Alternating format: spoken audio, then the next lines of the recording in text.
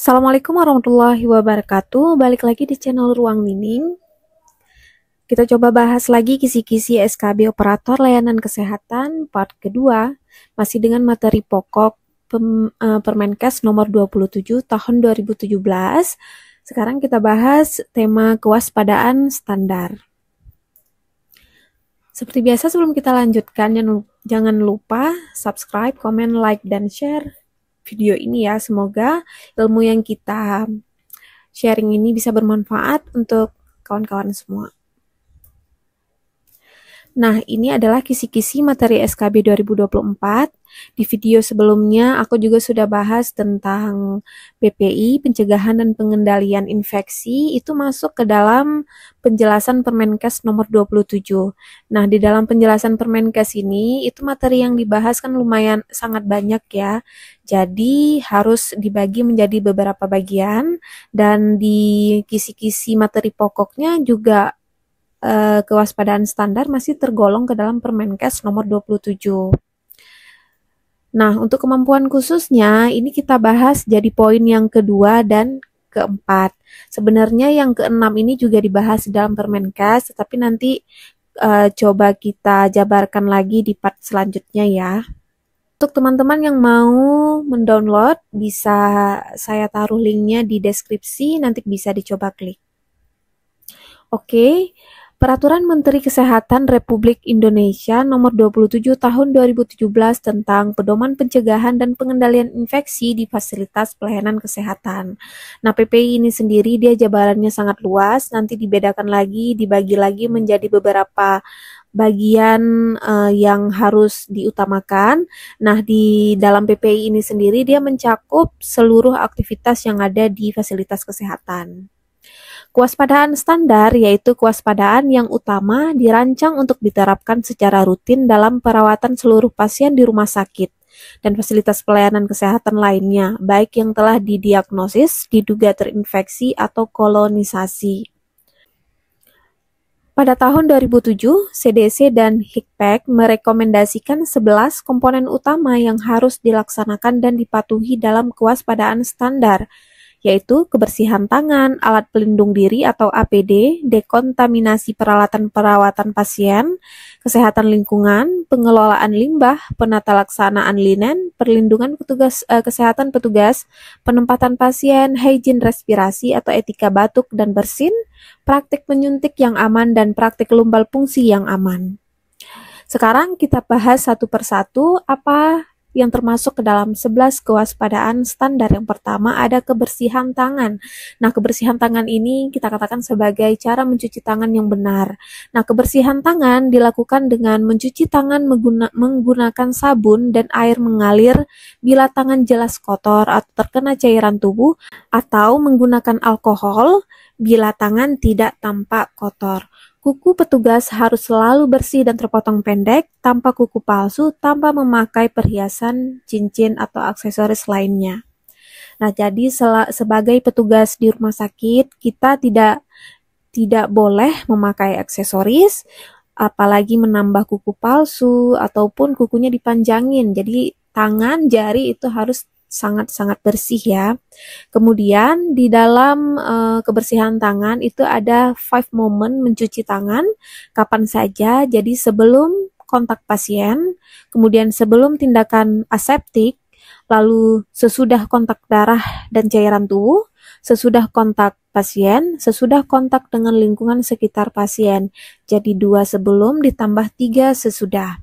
Nah, 5 moment ini harus betul-betul dilakukan. Biasanya siapa saja yang bertemu dengan pasien atau melakukan tindakan terhadap pasien, kemudian kontak apalagi dengan darah atau cairan tubuh pasien, nah itu harus melakukan kebersihan tangan. Bagaimana cara melakukan kebersihan tangan atau cuci tangan? Bisa kita lihat seperti ini. Jadi dia ada 2 cara. Yang pertama, jika memakai sabun dan air, itu kita mencuci tangannya selama 40-60 detik. Ya, dengan sabun waktunya 40-60 detik. Nah, untuk pencuci tangan ini, kalau misalnya sudah menjadi petugas rumah sakit, itu betul-betul harus dikuasai. Karena di rumah sakit atau di vaskes, mencuci tangan itu bukan dilakukan sekali saja, tetapi setiap waktu ketika kita berhadapan dengan 5 moment tadi. Caranya adalah yang pertama, basahi tangan dengan air bersih yang mengalir, kemudian menuangkan sabun cair 3-5 cc untuk menyabuni seluruh permukaan tangan sebatas pergelangan, kemudian gosok kedua telapak tangan hingga merata, gosok punggung dan sela-sela jari tangan kiri dengan tangan kanan dan sebaliknya, lalu gosok kedua telapak dan sela-sela jari. Jari-jari sisi dalam jari kedua tangan saling mengunci. Jadi di video sebelumnya saya akan menjelaskan ada tim PPI atau komite PPI di Vaskes. Nah, tugas mereka biasanya melakukan audit ke setiap ruangan atau instalasi dan nanti akan dipilih acak biasanya cara mencuci tangan yang benar. Jadi teman-teman yang memang betul-betul ingin semangat menjadi petugas rumah sakit, bisa dipelajari dari sekarang ya. Siapa tahu di ujian nanti juga akan keluar langkah-langkah cara mencuci tangan seperti ini. Langkah selanjutnya, gosok ibu jari kiri berputar dalam genggaman tangan kanan dan sebaliknya. Kemudian gosok dengan memutar ujung jari-jari tangan kanan di telapak tangan kiri dan sebaliknya. Bilas kedua tangan dengan air yang mengalir, kemudian dikeringkan. Gunakan handuk atau kertas tisu tersebut untuk menutup keran. Jadi jangan ditutup pakai tangan lagi, tapi pakai bekas tisu yang sudah kita gunakan untuk lap tangan. Baru tangannya sudah dianggap bersih. Kemudian cara yang kedua itu dengan memakai alkohol. Kalau kita menganggap tangan kita tidak terlalu kotor, tetapi juga sudah melakukan kontak dengan pasien tadi ya. Nah, waktu yang dibutuhkan itu 20-30 detik untuk membersihkan tangan. Caranya, tuangkan 2-3 cc antiseptik berbasis alkohol ke telapak tangan, kemudian ratakan ke seluruh permukaan tangan, gosokkan kedua telapak tangan, kemudian gosok punggung dan sela-sela jari tangan kiri dengan telapak tangan kanan dan sebaliknya. Langkahnya hampir sama seperti memakai sabun. Kemudian gosok kedua telapak dan sela-sela jari tangan, gosok untuk saling mengunci, kemudian gosok punggung tangannya, lalu sela-sela jari tangan. Ini yang tadi ya, kemudian dikunci, kemudian gosok ibu jarinya, lalu memutar ujung jari tangan kanan di telapak tangan kiri dan sebaliknya, baru dianggap sudah bersih. Gitu. Lalu yang kedua, ada alat pelindung diri atau APD. Nah, selain di Vaskes, di tempat-tempat kerja lainnya biasanya juga harus menerapkan alat pelindung diri ya pada pekerjaan tertentu atau APD. APD ini adalah pakaian khusus atau peralatan yang dipakai petugas untuk memproteksi diri dari bahaya fisik, kimia, biologi, atau bahan infeksius. Nah, APD terdiri dari Jadi APD ini ada 7 jenis, yaitu sarung tangan, masker, pelindung mata, perisai, kap penutup kepala, gaun pelindung atau apron, andal atau sepatu tertutup atau sepatu boot. Jadi di dalam sebenarnya penjelasan setiap poin ini ada jenisnya lagi, tapi untuk kita cukup sekedar tahu saja. Nanti jika memang ada kesempatan lainnya saya akan coba menjelaskan jenis-jenis dari APD ini di dalam soal ya. Jadi seluruh ketujuh dari jenis APD ini dia ada tingkatannya. Nanti ada gambar yang menjelaskan jenis-jenis APD yang bisa dipakai. Nah, untuk pelepasan APD sendiri dia ada langkah-langkah dan cara-caranya. Yang pertama, lepaskan sepasang sarung tangan.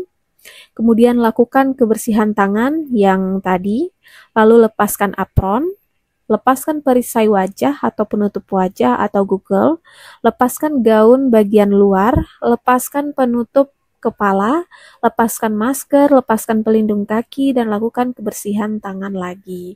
Jadi area yang terkontaminasi dengan pasien itu kan bagian luar. Saat kita melepas APD itu, kita melakukannya dari area belakang atau untuk gaun itu biasanya kita ambil dari dalam. Jadi kita lepaskan tangan, kemudian kita keluarkan dari bagian dalam pegangannya.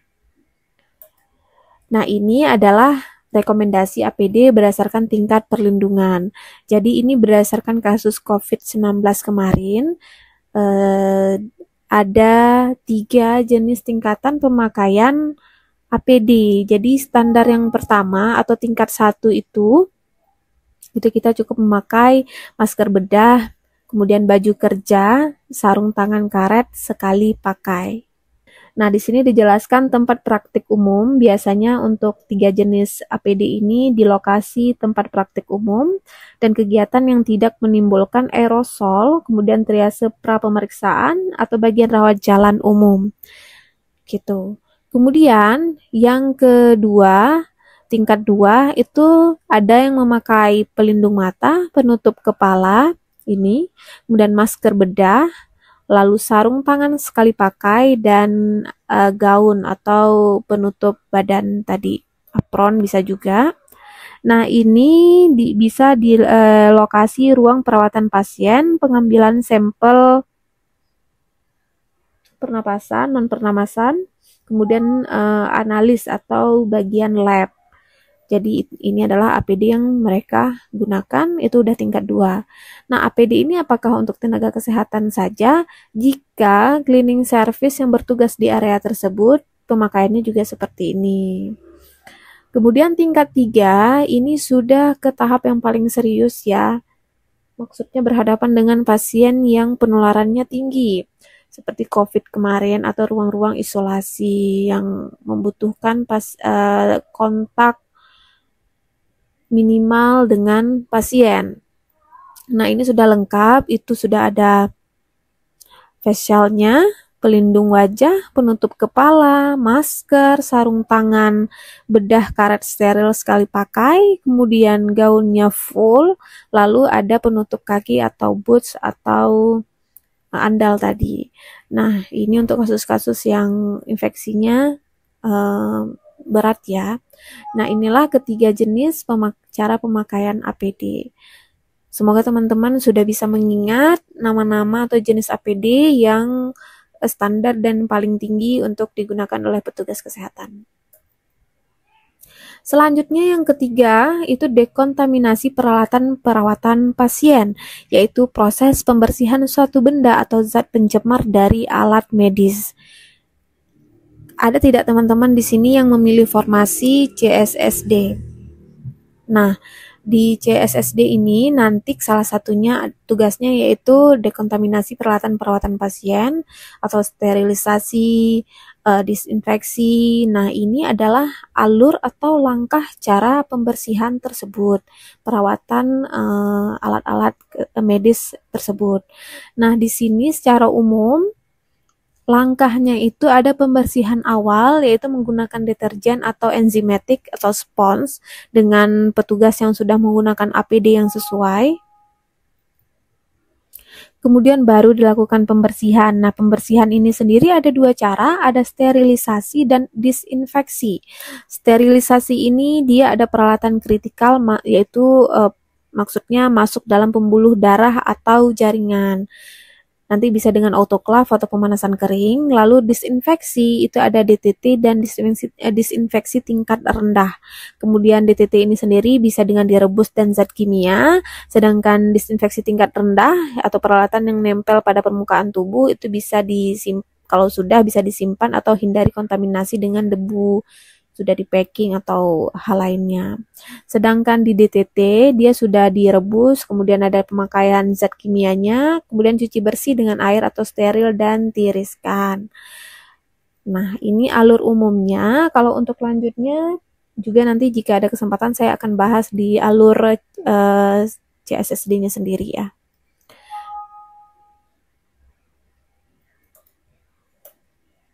Yang keempat dari 11 kewaspadaan yaitu pengendalian lingkungan dilakukan untuk mencegah transmisi mikroorganisme kepada pasien, petugas dan pengunjung yang meliputi perbaikan kualitas udara, kualitas air, dan permukaan lingkungan serta desain dan konstruksi bangunan. Jadi untuk area vaskes itu sendiri atau rumah sakit, seluruh area rumah sakit itu harus bersih, harus terhindar dari hal-hal yang akan menimbulkan infeksi, baik itu pada pasien, petugas, atau tamu sekalian, atau pengunjung pasien ya. Nah, kualitas udara, kualitas air, dan permukaan lingkungan itu sudah harus terjamin. Kalau permukaan lingkungan itu maksudnya bebas dari debu, kemudian semut, kucing, atau binatang-binatang itu tidak ada di area rumah sakit.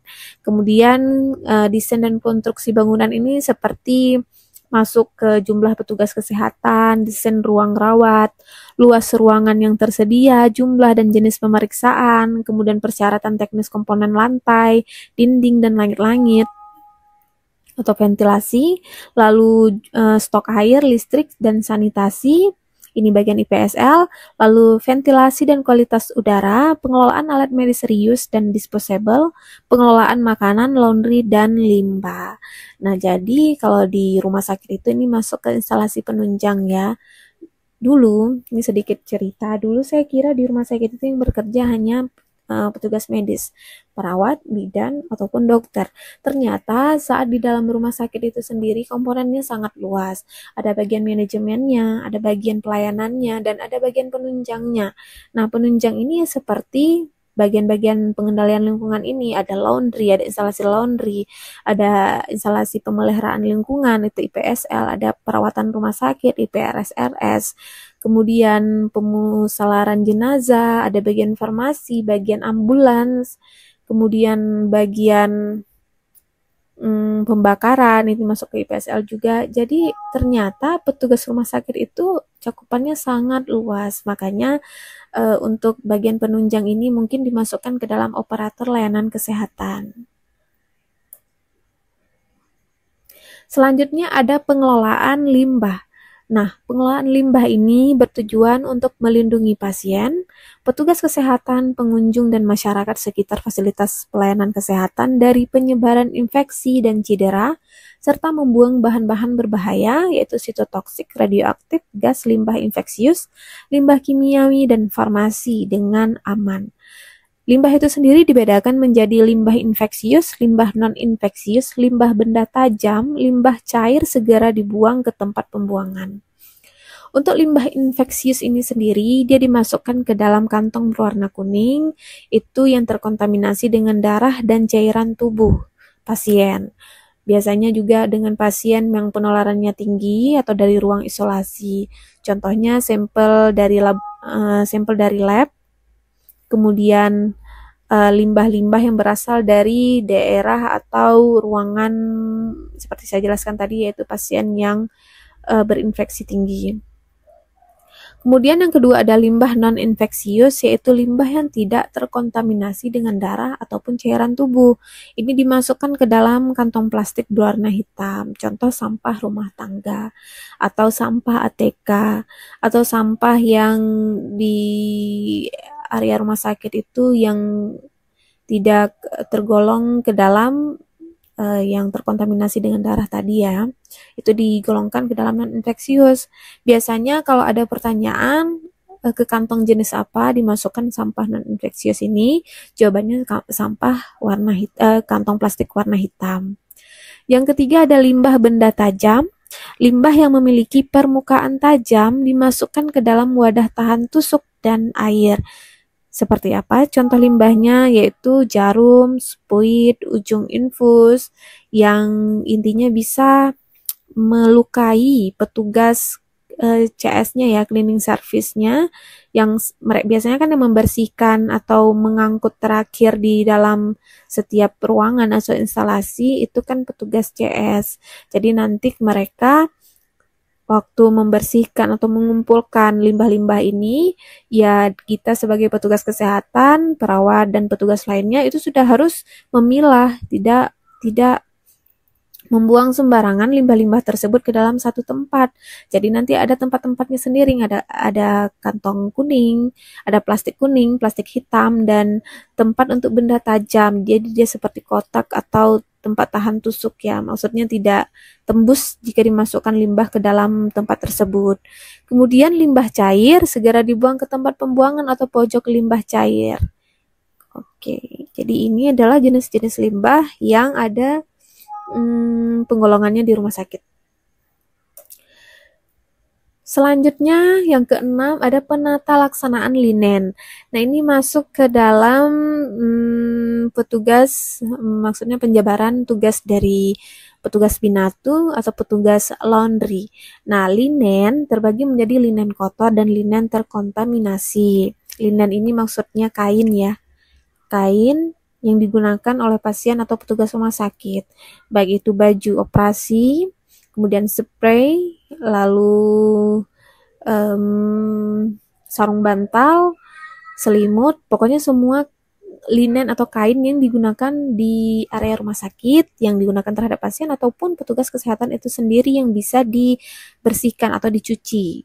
Jadi bukan yang apron sekali pakai, tapi yang bisa dipakai berulang tetapi melewati tahap pencucian seperti ini atau tahap sterilisasi di ruang CSSD. Nah, linen terkontaminasi adalah linen yang terkena darah atau cairan tubuh lainnya, termasuk juga benda tajam. Tata laksana linen itu harus digunakan atau dilakukan langkah yang sangat hati-hati, yaitu harus dengan penggunaan APD yang sesuai, kemudian membersihkan tangan secara teratur dan sesuai kewaspadaan standar, maksudnya sesuai dengan langkah-langkah cuci tangan yang seperti saya jelaskan tadi. Untuk aturannya sendiri, dia ada aturan khusus untuk linen, cuman nggak kita bahas di sini. Kita lanjut ke yang ketujuh, perlindungan kesehatan petugas. Jadi setiap rumah sakit atau vaskes itu sudah harus menyediakan pemeriksaan atau check-up kepada seluruh petugas, baik itu tenaga kesehatan maupun non-kesehatan. Maksudnya mau itu di bagian pelayanan seperti perawat, dokter, ataupun petugas penunjang tadi, yaitu di bagian pembakaran, pembagian IPSL, atau bagian penunjang lainnya, mereka harus melakukan check-up atau pemeriksaan kesehatan secara berkala. Untuk apa?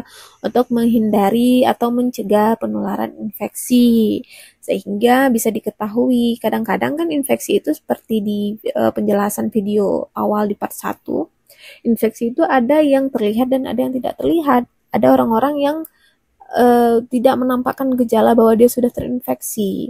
Makanya dibutuhkan di sini perlindungan kesehatan petugas. Yang kedelapan, penempatan pasien. Tempatkan pasien infeksius terpisah dengan pasien non-infeksius. Jadi pasien-pasien yang penularan tinggi itu tidak bisa disatu ruangkan dengan pasien yang tidak terinfeksi. Maksudnya pasien yang sakit, gejala sakitnya hanya demam, febris, ataupun pasien melahirkan yang sehat, itu tidak bisa disatu ruangkan dengan pasien yang diagnosa pasiennya itu seperti TB, kemudian HIV. Nah, mereka harus ditempatkan pada ruang khusus atau ruang isolasi. Makanya kalau kita ke RS besar, biasanya di RSUD, itu ruangan-ruangan pasien itu sudah dibedakan. Misalnya bagian saraf, bagian penyakit dalam, ada yang umum, ada yang isolasi, kemudian bagian bedah, bagian anak, bagian ruang bersalin, itu terpisah setiap ruangannya. Jadi tidak bisa, walaupun kadang-kadang saat kita berkunjung ada kondisi bed pasien di ruang tertentu tuh masih kosong, tetapi di ruang lainnya sudah penuh, tapi informasi yang kita dapatkan itu penuh. Padahal ini salah satu cara dari PPI untuk penempatan pasien yang tidak dicampur-campur. Yang kesembilan ada kebersihan pernapasan atau etika batuk dan bersin. Nah, kebersihan ini diterapkan untuk semua orang, terutama pada kasus infeksi dengan jenis transmisi airborne dan droplet. Jadi maksudnya etika batuk dan bersin ini dia ada caranya, bukan asal batuk, asal mengeluarkan dahak, asal membuka mulut di sembarangan tempat ya. Jadi ada etika sendiri cara kita bersin. Nah, di sini ada gambar etika batuk. Saat Anda batuk atau bersin, tutup hidung dan mulut Anda dengan menggunakan tisu, sapu tangan atau lengan dalam baju Anda. Segera buang tisu yang sudah dipakai, kemudian cuci tangan lagi. Mau itu dengan sabun ataupun dengan alkohol. Gunakan masker bagi orang-orang atau yang saat itu mungkin sedang flu atau batuk terus-terusan. Yang ke-10 ada praktik menyuntik yang aman. Pakai spuit dan jarum suntik steril sekali pakai untuk setiap suntikan. Jangan lupa membuang spuit dan jarum suntik bekas pakai ke tempatnya yang benar, yaitu tempat khusus tadi yang tahan air ataupun tahan tusuk. Jadi 1 kali jarum itu untuk 1 pasien, sekali suntik buang, itu berarti sama dengan 0 infeksi. Yang terakhir ada praktik lumbal fungsi yang aman. Semua petugas harus memakai masker bedah, gaun bersih, sarung tangan steril saat akan melakukan tindakan lumbal fungsi, anestesi spinal atau epidural, atau pasang kateter vena sentral. Penggunaan masker bedah pada petugas dibutuhkan agar tidak terjadi droplet flora orofaring yang dapat menimbulkan meningitis bakterial. Nah, semua langkah-langkah atau 11 kewaspadaan standar ini dilakukan untuk mencegah infeksi. Jadi harus betul-betul sebagai petugas kesehatan kita menerapkan 11 kewaspadaan standar ini. Mau itu melakukan praktik atau penjagaan diri atau menjaga diri dari kontaminasi pasien. Nah, ini ada langkah-langkahnya sendiri dan harus diterapkan dengan benar. Yang terutama itu menjaga kebersihan tangan, karena tangan sering kita gunakan untuk memegang ataupun bersentuhan dengan benda-benda ataupun momen-momen tertentu yang tergolong dalam 5 moment tadi, 2 sebelum dan 3 sesudah. Nah, itu semua harus dilakukan sesuai standar yang sudah diatur, terutama dalam Permenkes ini ya. Oke teman-teman, untuk video yang kedua ini, yang di part kedua ini cukup sampai di sini. Sampai jumpa di pembahasan selanjutnya. Semoga ilmunya bermanfaat. Assalamualaikum warahmatullahi wabarakatuh.